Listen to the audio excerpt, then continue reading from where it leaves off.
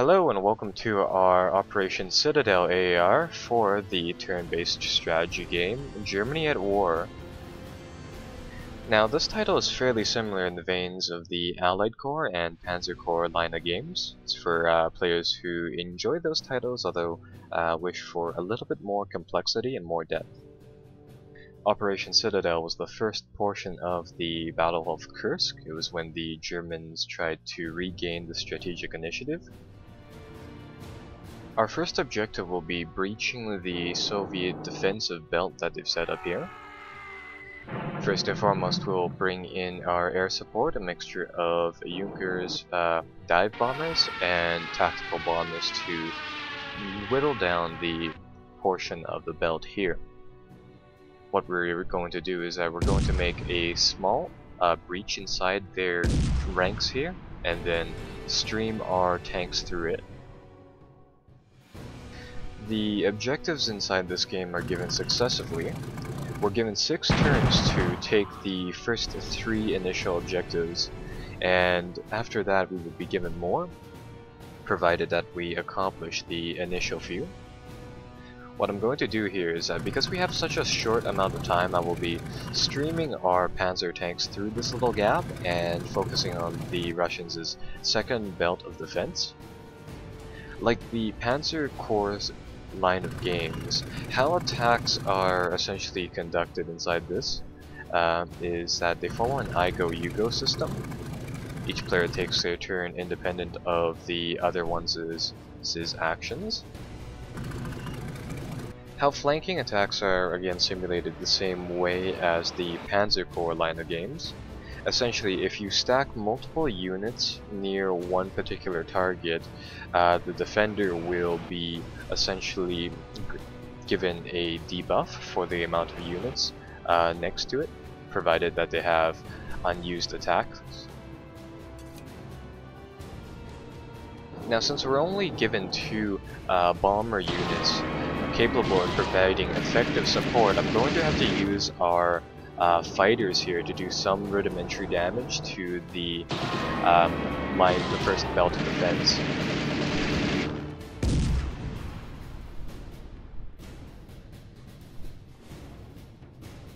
We're going to push up on this flank later on the second turn, because I want to use some of these infantry units and some of these auxiliary units to really drive forward.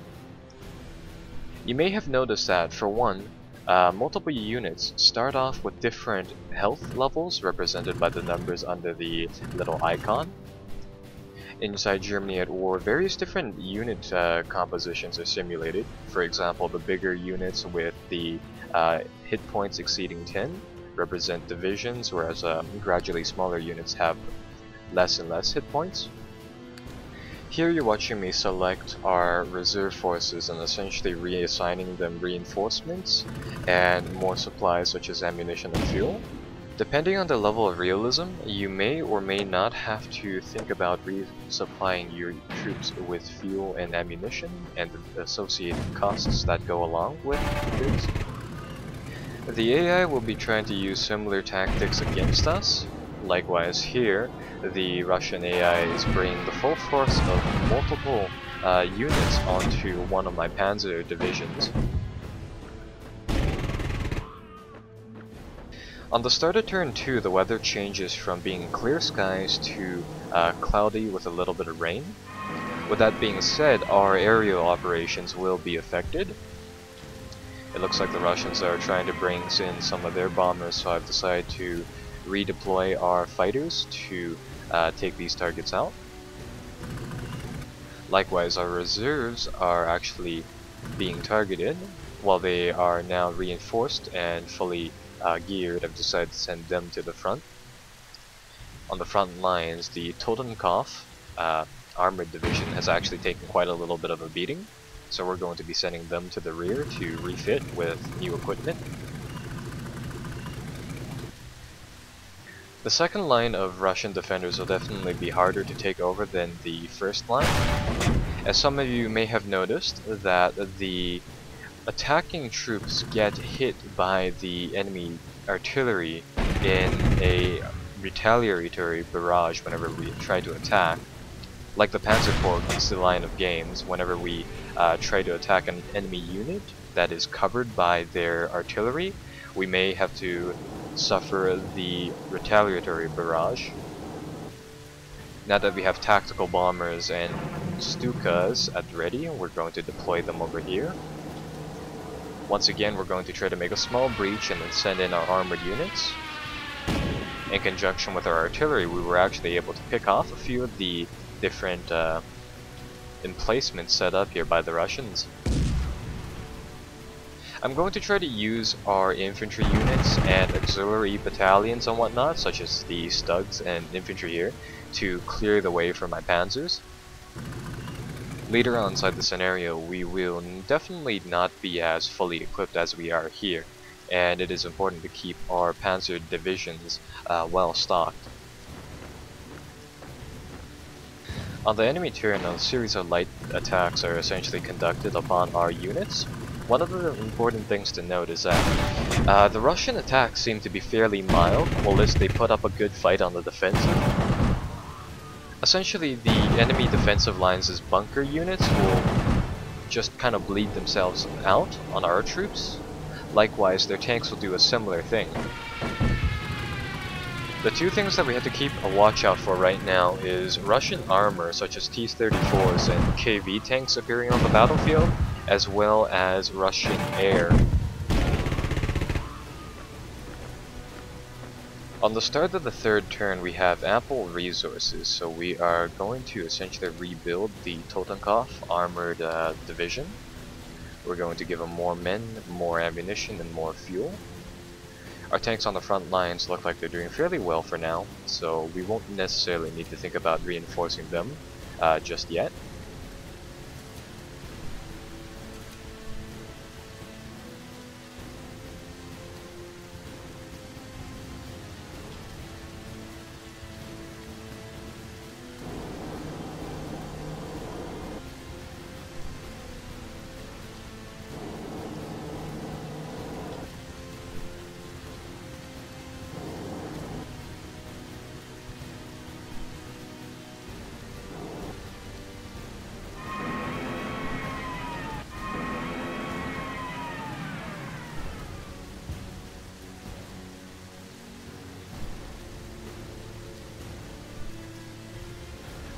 Our main worry on this part of the battlefield is simply trying to take out the Russian armor elements, as well as making a little bit of a run for our third objective located on the right side of the map.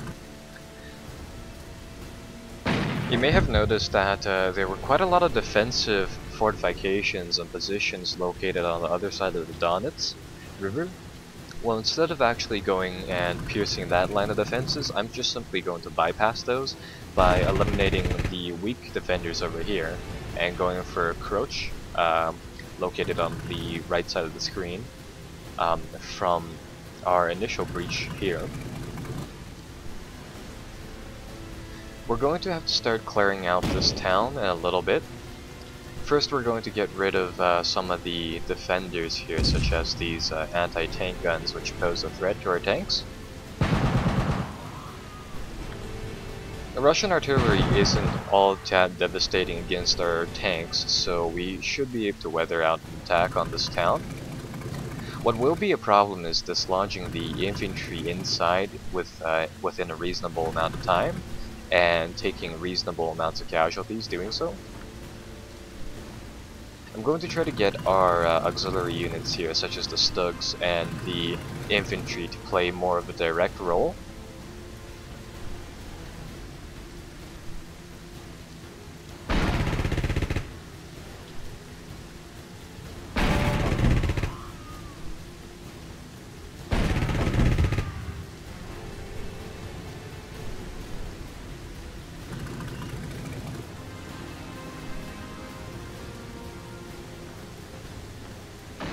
The following Russian turn was fairly fast. The Russians did try to get a few bombs off on our troops, but apart from that, only minor retaliatory attacks happened.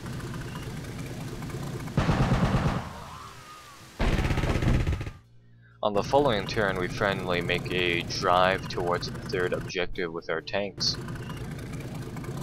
We have ample amounts of panzer divisions, so I figured I might as well commit 3 to that objective. 3 to take it, and then 1 to garrison it to hold from the wave of counterattacks. In the meantime, our artillery regiments are starting to run out of ammunition, so we will have to be refitting these.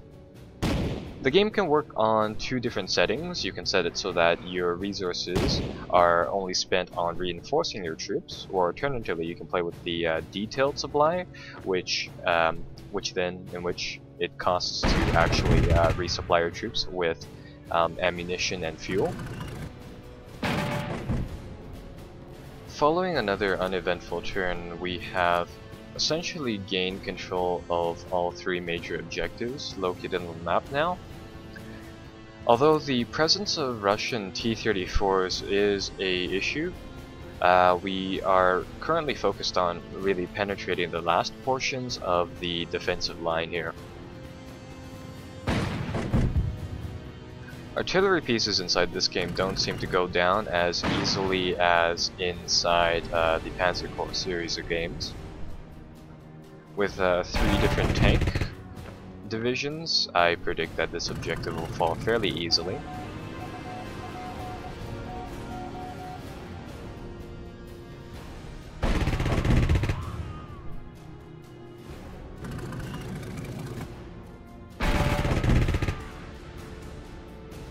One of the things special about the Russian artillery pieces is that the Russian ZIS line of weapons were actually meant to be both artillery pieces and anti-tank guns. They were a sort of multi-function tool, really, multi-function cannon, and I believe they were also supposed to function as flak batteries as well.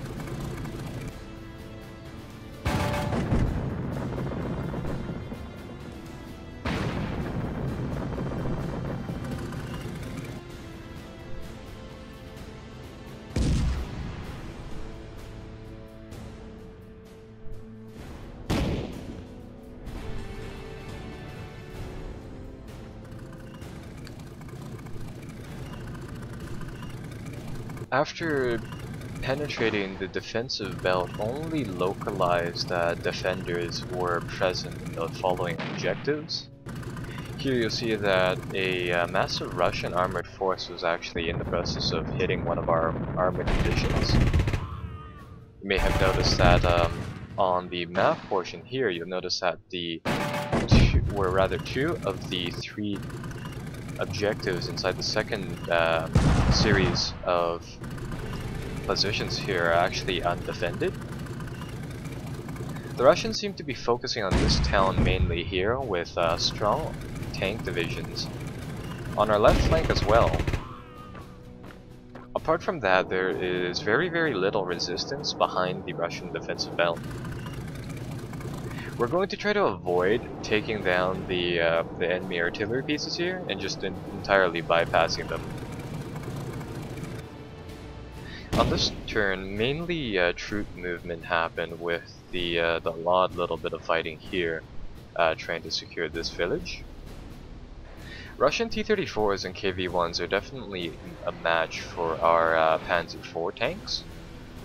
The best way to bring them down is actually with close air support in the form of Stuka bombers. Now, for the majority of the battle, I have been keeping our air units in the back here simply because they do require a little bit of ammunition. They had to resupply. Inside this game, you can actually specialize your troops with various different little perks. Inside the campaign, you will be able to keep a core amount of troops with you and essentially level them up as you go.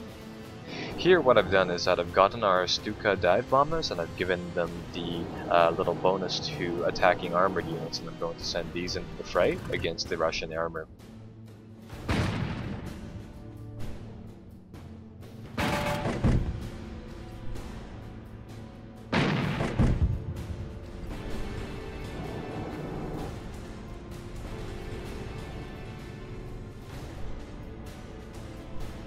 On this turn, we essentially take out the remaining armored pieces that the AI has here.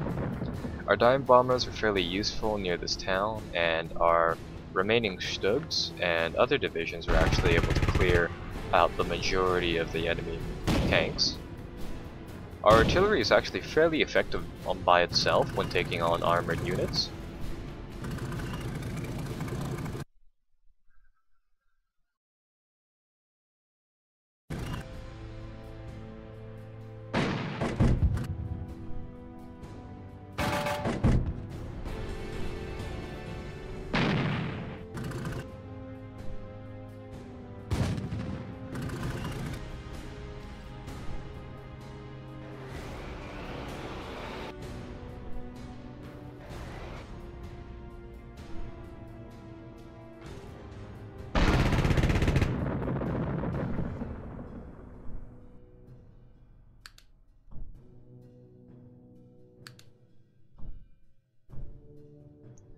On our left flank, we've actually been able to almost encircle one of the remaining T-34 divisions.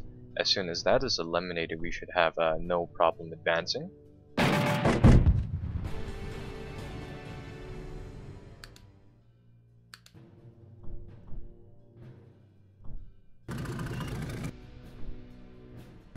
After taking out the second 3 objectives and ending the second phase of the scenario, I've decided to essentially rearm our troops and re-equip them. And now that they are essentially rearmed and refitted and resupplied with fuel, we are going to essentially push for the last 2 objectives, Kursk and another village over here over the River Sen.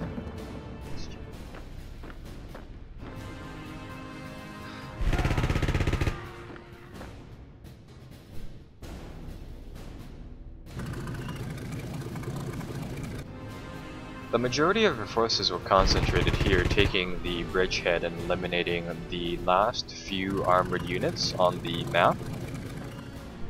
In the meantime, Kursk was essentially undefended, with only 3 infantry regiments and a single Jagdpanther battalion. We were actually able to overwhelm the city and take it over. After taking Kursk, I actually noticed that we were essentially given 20 turns to finish the scenario. Of those 20 turns that we were allotted, we actually had about 4 or 5 remaining. This is Pewpewchewchew. I hope you guys enjoyed the AAR, and be sure to like and subscribe for more.